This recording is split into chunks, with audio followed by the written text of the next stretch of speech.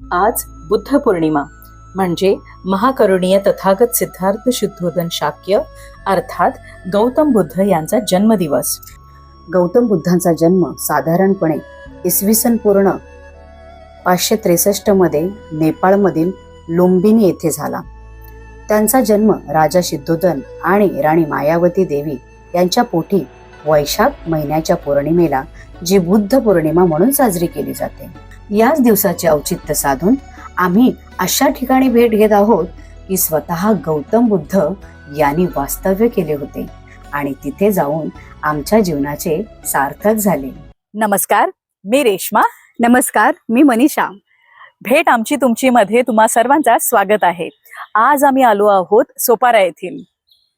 अगदी बरोबर ऐकलात, महाराष्ट्रातील पालघर जिल्हा येथे नालासोपारा येथे. आणि ह्या स्तूपचं वैशिष्ट्य म्हणजे हे स्तूप 2500 अधिक जुनं असं ऐतिहासिक स्तूप आहे. आणि असं म्हटलं जातं की बौद्ध धर्मामध्ये हे सगळ्यात मुख्य केंद्र आहे आणि सध्या ह्याला हेरिटेज साइट मध्ये इन्क्लूड केलं गेलं आहे. प्राचीन काळी सोपारा हे शुपार्क नावाने ओळखले जाणारे एक समृद्ध बंदर आणि व्यापारी केंद्र होते. असे मानले जाते की या स्तूपाचे उद्घाटन खुद्द गौतम बुद्धांनी केलेले होते. बुद्धांच्या काळातच बौद्ध धर्म महाराष्ट्रात पोचला होता. सम्राट अशोकांच्या काळात सोपाऱ्याची कीर्ती अधिकच वाढली होती. त्याचं धार्मिक आणि व्यापारी महत्त्व दोन्हीही उंचावलं. त्यामुळे अशोकाने येथे शिवालेख उभारले होते. अशा पवित्र स्थानी आजही या ठिकाणी मोठ्या प्रमाणात उत्खनन करण्याची संधी आहे. योग्य संशोधन आणि संवर्धन केलं तर सोपारा जागतिक पातळीवर प्रसिद्ध होऊ शकतो. मुंबई जवळ असल्यामुळे हजारो लोक या ऐतिहासिक ठेव्याला भेट देतील आणि सोपारा स्तूप पुन्हा एकदा जगाच्या नकाशावर झळकू शकतो. या अशा ऐतिहासिक आणि पवित्र ठिकाणाला भेट देऊन या ठिकाणाची कीर्ती वाढवावी, हीच खरी बौद्ध पौर्णिमा ठरू शकते.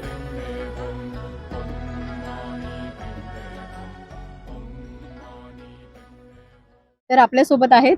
माझं नाव राहुल चव्हाण. मी इकडे गेली 7-8 वर्ष मी इथे येतोय या वास्तूवरती. तर खूप चांगला माझा अनुभव आहे इथे आणि एक पीसफुल अशी जागा आहे ही. तर छान वाटतं खूप. आणि ह्या वास्तूबद्दल सांगायचं झालं तर ऐतिहासिक वास्तू आहे आणि इथे बाबासाहेब आपले येऊन गेले आहेत. त्यामुळे पण एक असं मनात वाटतं की हा इकडे आपले बाबासाहेब आले आहेत. त्यामुळे पण एक असं वाटतं की आपण ह्या जागी यावं आणि आपल्या वास्तूंना भेट द्यावी. तर एक छान अनुभव असतो ह्या इथे आल्यावरती. साधारण तुम्ही किती वर्षापासून इथे येत आहेत? 7-8 वर्ष झाले असतील मला. आणि 7-8 वर्षामध्ये इथले काही बदल झालेत असं तुम्हाला जाणून? हो, नक्कीच. इकडे तुम्ही पाहू शकता की हे जे काय चालण्यासाठी बांधलेलं आहे, तर हे आता हल्ली बांधलेलं आहे. आणि ह्याच्यात तुम्ही लाईट्स बघतायत, तर ह्या पण हल्ली इन्स्टॉल केलेले. तर हे 2 मेजर आपल्याला चेंज इथे पाहायला मिळतात. आणि आता इकडे पहिली ते सिटिंग म्हणजे जास्त व्यवस्था नव्हती बसण्यासाठी. तर आता बऱ्यापैकी इथे सिटिंग व्यवस्था केलेली आहे.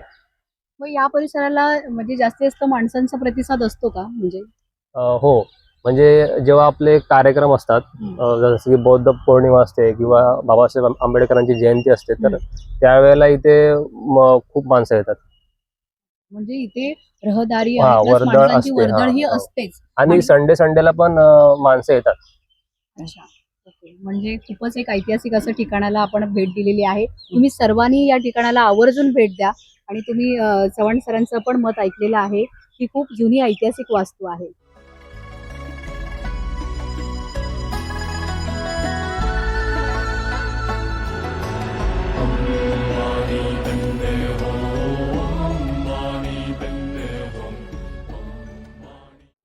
बौद्ध पौर्णिमेच्या निमित्ताने आम्ही पुढच्या प्रसिद्ध बौद्ध ठिकाणी गेलो.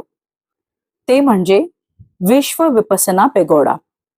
हा मुंबईतील गोराई येथे उभारण्यात आलेल्या जगातील सर्वात मोठा खांबरहित पेगोडा आहे.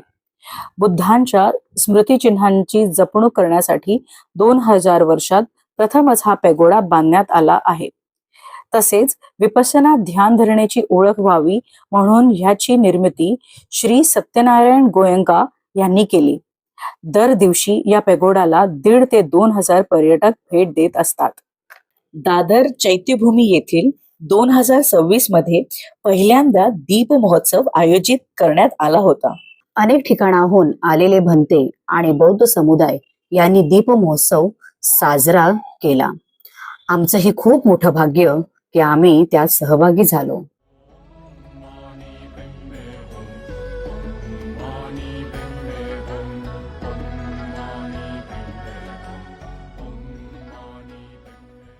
तर याच निमित्ताने भेट आमची तुमचीकडून सर्वांना बुद्ध पौर्णिमेच्या हार्दिक शुभेच्छा.